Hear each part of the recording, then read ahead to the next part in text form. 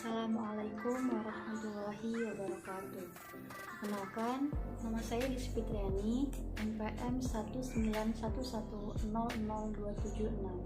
Di sini, saya akan mempresentasikan makalah yang telah saya buat dengan judul besar yaitu Perkembangan Islam di Masa Nabi tentang keadaan bangsa Arab pra-Islam. Di sini ada beberapa hal yang perlu saya bahas, yaitu yang pertama, bagaimana keadaan Jazirah Arab pra-Islam. Kemudian yang kedua adalah bagaimana keadaan sosial politik bangsa Arab pra-Islam. Kemudian untuk yang ketiga adalah bagaimana keadaan sosial ekonomi bangsa Arab pra-Islam. Kemudian yang terakhir adalah bagaimana keadaan agama dan kebudayaan bangsa Arab pra-Islam. Kemudian pada bagian keadaan alam Jazirah Arab, saya pecah lagi menjadi 4 bagian. Yang pertama adalah bagaimana keadaan geografi Jazirah Arab pada masa itu. Kemudian yang kedua, bagaimana asal-usul bangsa Arab. Kemudian yang ketiga, bagaimana keadaan faunanya. Kemudian yang keempat, bagaimana keadaan floranya. Oke, langsung saja pada pembahasan yang pertama, yaitu tentang keadaan geografi di Semenanjung Arabia. Nah, bangsa Arab menempati semenanjung terbesar dunia, yaitu Semenanjung Arabia yang terletak di benua Asia Barat Daya. Sebagian besar tempat ini ditutupi oleh padang pasir yang merupakan tempat terpanas dunia yang tidak memiliki sungai atau aliran air yang mengalir menuju ke laut. Yang ada hanyalah lembah-lembah yang menampung air hujan saja. Kemudian Semenanjung Arabia dibagi menjadi 2 bagian, yaitu bagian pedalaman dan bagian pinggir laut. Nah, bagian pedalaman ini adalah bagian yang sangat tandus dan kering, sehingga sangat sedikit sekali yang menghuni daerah tersebut. Biasanya tempat tersebut hanya digunakan untuk melakukan pengembalaan atau peternakan seperti unta, kuda ataupun domba. Kemudian pada bagian pinggir laut ini merupakan tempat yang subur yang dituruni hujan teratur sehingga dapat ditanami oleh tanaman-tanaman atau sayur-sayuran, sehingga tempat ini sangat cocok untuk digunakan sebagai lahan pertanian atau perkebunan oleh bangsa Arab. Untuk suku yang tinggal di daerah pedalaman disebut dengan suku Baduy. Mereka ini mengembara dari tempat satu ke tempat lain untuk mencari sumber air dan padang rumput. Mata pencaharian mereka adalah sebagai peternak, yaitu peternak unta, domba atau sapi, kemudian kuda. Mereka ini tidak mengenal cara bercocok tanam dan berdagang. Kemudian pada daerah pesisir pantai atau pinggir pantai, nah berhubung tempat ini sering dituruni hujan sehingga tanahnya subur, nah suku Hadar, suku yang menempati daerah ini, biasanya mereka bermata pencaharian sebagai petani, karena mereka sangat pintar dalam bercocok tanam dan berdagang. Bahkan mereka dapat berdagang hingga ke luar negeri. Kemudian asal-usul bangsa Arab. Bangsa Arab itu dibagi menjadi 3, yaitu bangsa Baidah, kemudian bangsa Aribah, dan bangsa Musta'ribah. Bangsa Baidah itu adalah suku yang telah punah seperti kaum Ad dan kaum Samud. Nah, kemudian untuk Arab yang kedua adalah Arab Aribah, yaitu yang penduduknya bertempat tinggal di Yaman seperti suku Katan. Kemudian yang terakhir adalah Arab Musta'ribah, yaitu Arab yang bertempat tinggal di Hijaz. Mereka ini adalah anak-anak dari Nabi Ismail. Nah, suku ini pada Arab Musta'ribah ini terdapat suku yang paling tertinggi, yaitu suku Quraisy yang bertugas untuk menjaga Ka'bah di Mekah. Dan kemudian suku Quraisy ini dipecah lagi menjadi beberapa suku, yaitu seperti suku Bani Umayyah, kemudian ada Bani Hashim dan lain sebagainya. Kemudian untuk flora, Jazirah Arab adalah penghasil kopi, buah-buahan, dan kurma. Nah, kemudian untuk kurma adalah penghasilan terbesar di Jazirah Arab, yaitu lebih tepatnya di daerah Yatsrib. Kemudian di Yaman ada pertanian yang sangat subur karena tempatnya di pinggir pantai, sehingga ketika dahulu banyak suku Quraisy yang melakukan perjalanan ke daerah Yaman. Kemudian untuk fauna, bangsa Arab biasanya memelihara unta, kambing, domba, dan kuda. Tetapi bangsa Arab lebih mengutamakan untuk memelihara unta karena sebagai alat transportasi dan sebagai alat tukar hingga mas kawin.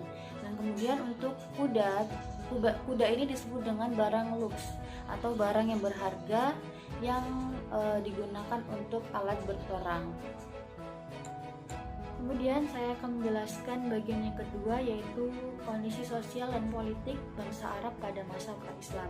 Nah, pada masa itu wanita dianggap sebagai barang yang tidak berguna, bahkan mereka menganggap bahwa wanita adalah benda mati. Nah, sehingga mereka sangat melecehkan wanita, dan mereka bahkan dapat mengubur bayi wanita hidup-hidup karena menganggap bahwa bayi wanita adalah aib bagi keluarga mereka. Mereka bahkan memperjualbelikan budak dan menyiksa mereka secara tidak berprimanusiaan, dan mereka terbiasa untuk melakukan perjudian, bahkan meminum minuman keras. Untuk kondisi politik pada masa itu, mereka membentuk sebuah suatu kabilah atau suatu suku-suku yang berdiri sendiri. Mereka sering berperang karena banyak perselisihan yang terjadi. Di sana sistem pemerintahannya bersifat diktator, sehingga mereka sangat menzalimi rakyat-rakyat mereka, sehingga rakyat hanya bisa merintih dan menderita akibat pemerintahan mereka yang begitu zalim. Pemerintahan di sana begitu mementingkan kepentingan sendiri daripada kepentingan rakyatnya. Mereka berfoya-foya di atas penderitaan rakyatnya sendiri. Kemudian untuk kondisi sosial ekonomi pada masa pemerintahan kerajaan Saba dan Himyar, perdagangan di Arab ada dua jalur, yaitu jalur darat dan laut. Untuk jalur laut biasanya mereka menyeberangi pulau untuk menuju ke Pulau Tiongkok, Pulau Sumatera, dan lain sebagainya. Dan untuk perdagangan di darat mereka hanya berdagang di Arab saja. Barang-barang yang biasa mereka perjualbelikan seperti minyak wangi, palawija, rempah-rempah, kemenyan, kain sutra, dan lain sebagainya. Akan tetapi setelah Yaman dijajah oleh bangsa Habsyi dan Persia, kemudian perdagangan laut dipegang oleh bangsa Habsyi dan Persia. Kemudian perdagangan darat berpindah tangan ke Mekah. Ada beberapa faktor yang menyebabkan perdagangan di Mekah sangat berkembang pesat, karena yang pertama bangsa Yaman berpindah ke Yaman, kemudian Mekah dibangun Ka'bah yang setiap tahunnya banyak jamaah-jamaah berdatangan untuk pergi haji. Kemudian Mekah berada di tengah-tengah tanah Arab antara utara dengan selatan. Keempat, daerahnya yang gersang membuat penduduknya suka merantau untuk berdagang. Kemudian saya akan menjelaskan kondisi agama dan kebudayaan bangsa Arab pra-Islam. Di Arab dulu, mayoritas beragama menyembah berhala, dan minoritas ada yang beragama Yahudi di Yatsrib, kemudian Kristen Najrani di bagian selatan, kemudian ada beberapa yang beragama Hanif. Untuk agama Yahudi dibawa oleh kaum Palestina dan Israel yang dibawa ke daerah Yaman. Kemudian untuk agama Kristen dibawa oleh datang dari kerajaan Habsyi atau Ethiopia. Sementara itu banyak beberapa orang-orang yang mulai meninggalkan sembahan berhala untuk menyembah Tuhan yang Maha Esa, Allah yang Maha Esa. Kemudian mereka mengakui bahwa Nabi Muhammad adalah nabi utusan yang terdapat di dalam kitab suci Al-Quran.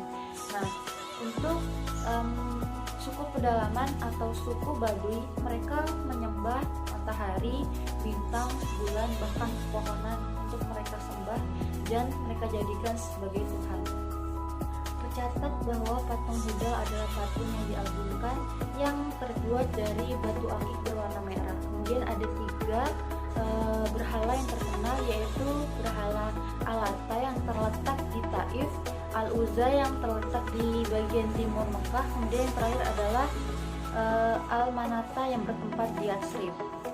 Nah, ketiga berhala tersebut ada di dalam surah An-Najm ayat 19 sampai 23.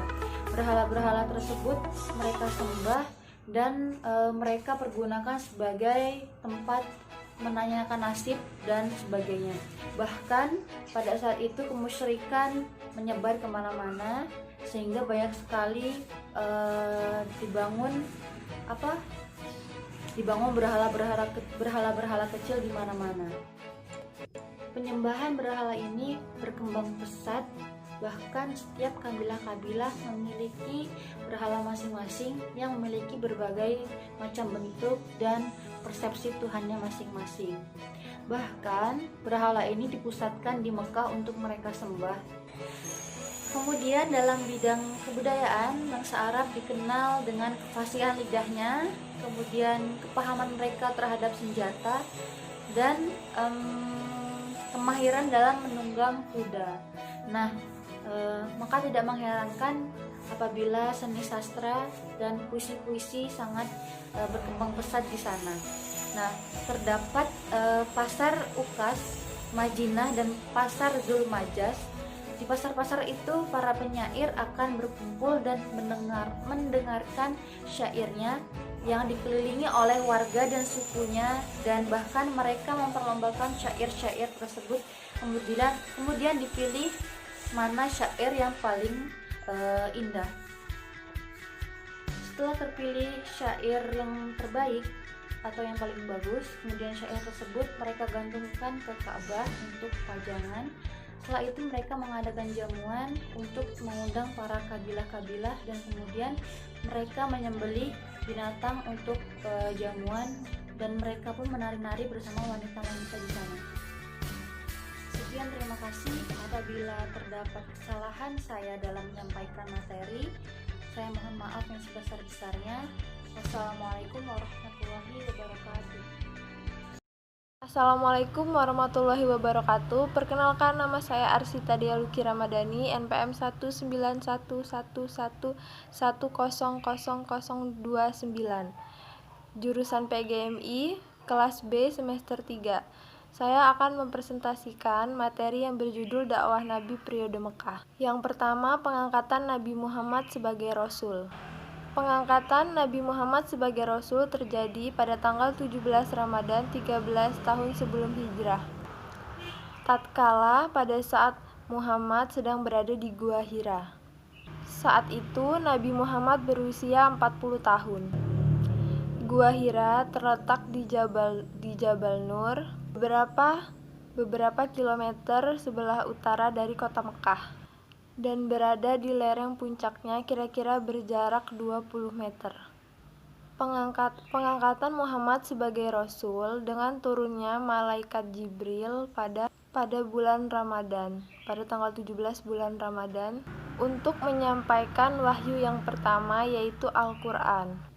Dalam sejarah Islam dinamakan Nuzulul Quran. Tujuan dari Nabi Muhammad adalah agar masyarakat Arab meninggalkan akhlak jahiliyah.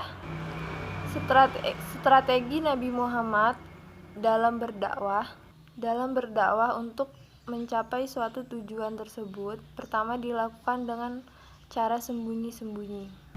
Cara ini ditempuh Rasulullah selama 3-4 tahun karena yakin masyarakat di sana sangat masih kuat untuk mempertahankan akhlak jahiliyah, dan masyarakat di sana masih mempercayai warisan dari leluhur mereka, sehingga mereka rela berperang dan mati-matian untuk membelanya. Yang kedua, dakwah secara terang-terangan. Dakwah terang-terangan ini dimulai sejak tahun keempat dari kenabian, sejak turunnya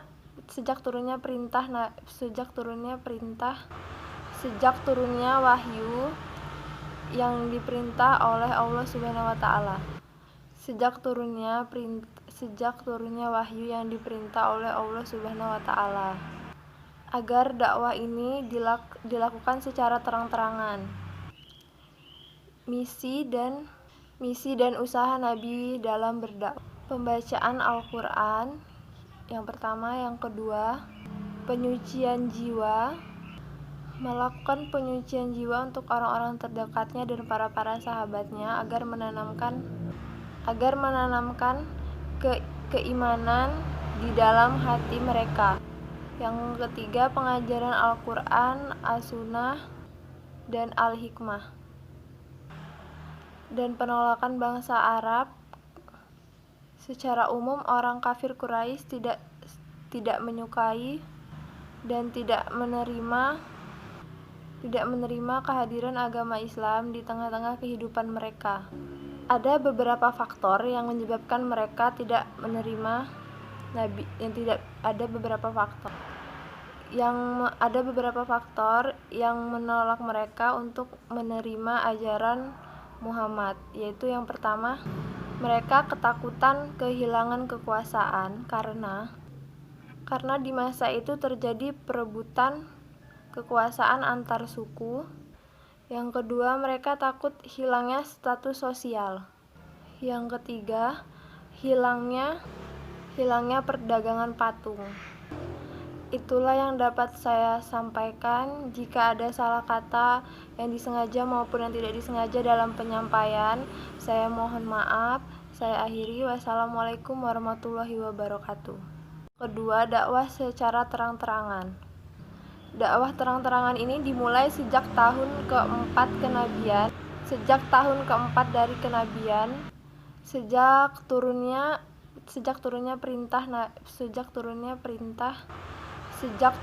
wahyu yang diperintah oleh Allah Subhanahu wa taala. Sejak turunnya wahyu yang diperintah oleh Allah Subhanahu wa taala, agar dakwah ini dilakukan secara terang-terangan. Misi dan usaha Nabi dalam berdakwah. Pembacaan Al-Qur'an yang pertama, yang kedua, penyucian jiwa, melakukan penyucian jiwa untuk orang-orang terdekatnya dan para sahabatnya agar menanamkan keimanan di dalam hati mereka. Yang ketiga, pengajaran Al-Qur'an, As-Sunnah, dan Al-Hikmah, dan penolakan bangsa Arab. Secara umum, orang kafir Quraisy tidak menyukai dan tidak menerima kehadiran agama Islam di tengah-tengah kehidupan mereka. Ada beberapa faktor yang menyebabkan mereka tidak menerima Nabi, ada beberapa faktor yang menolak mereka untuk menerima ajaran Muhammad, yaitu yang pertama, mereka ketakutan kehilangan kekuasaan karena di masa itu terjadi perebutan kekuasaan antar suku. Yang kedua, mereka takut hilangnya status sosial. Yang ketiga, hilangnya perdagangan patung. Itulah yang dapat saya sampaikan. Jika ada salah kata yang disengaja maupun yang tidak disengaja dalam penyampaian, saya mohon maaf. Saya akhiri. Wassalamualaikum warahmatullahi wabarakatuh. Baiklah, di sini saya akan melanjutkan materi yang tadinya dijelaskan oleh teman saya. Hijrah yang berarti perpindahan dianggap sebagai suatu ibadah dengan nilai pahala yang tinggi. Dalam banyak ayat Al-Quran, Allah Subhanahu wa Ta'ala menjelaskan tentang kemuliaan ibadah ini dan menjanjikan ganjaran yang berlipat ganda kepada mereka yang berhijrah. Dakwah Rasulullah SAW periode Madinah berlangsung selama 10 tahun, yakni dari sejak tanggal 12 Rabiul Awal tahun pertama Hijriah sampai dengan wafatnya Rasulullah SAW tanggal 13 Rabiul Awal tahun ke-11 Hijriah. Setelah dakwah Nabi Muhammad SAW di Mekah belum mendapatkan hasil yang memuaskan, maka Nabi Muhammad SAW menyuruh 200 pengikutnya untuk menghindari kekejaman kaum kafir Quraisy dan pergi diam-diam ke Madinah.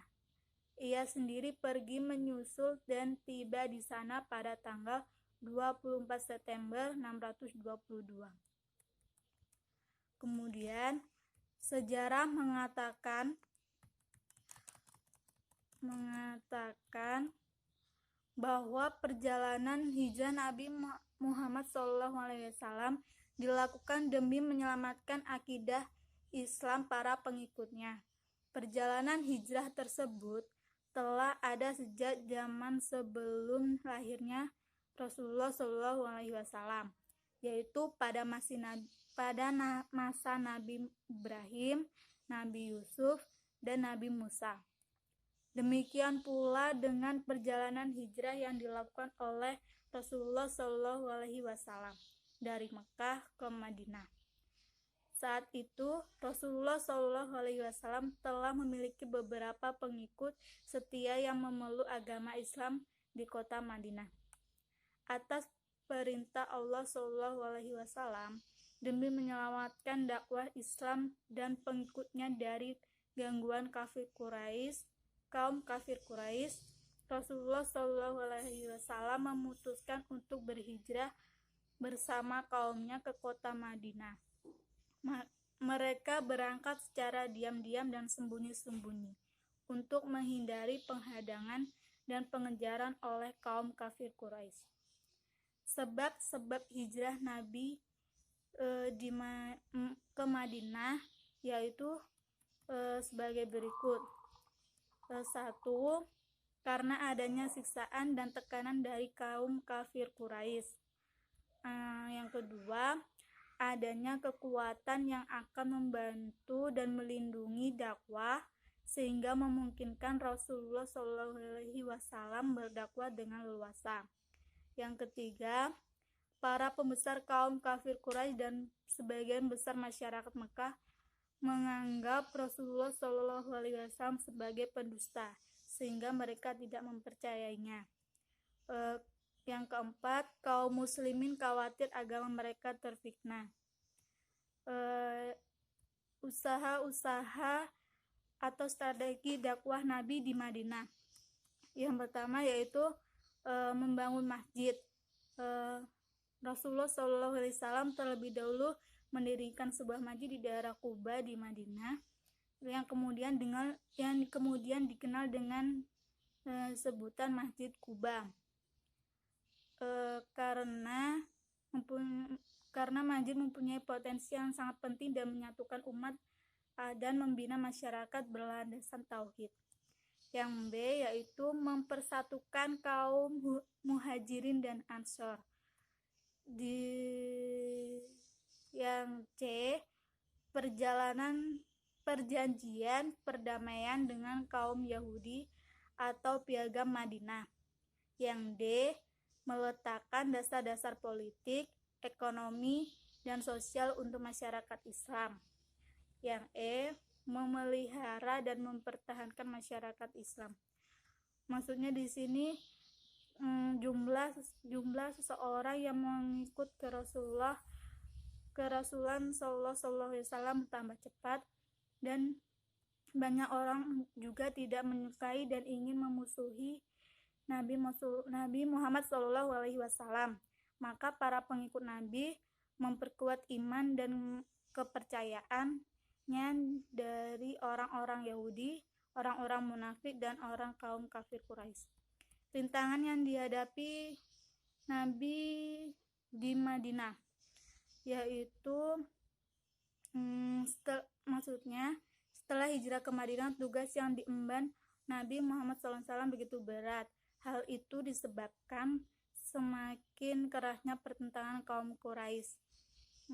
Perlawanan dari orang-orang luar Islam, khususnya kaum kafir Quraisy Makkah, menghasilkan beberapa peperangan dan peristiwa besar seperti Perang Badar, Perang Uhud, dan Perang Khandaq. Demikianlah presentasi dari kami, kurang lebihnya kami mohon maaf. Kami akhiri. Wassalamualaikum warahmatullahi wabarakatuh.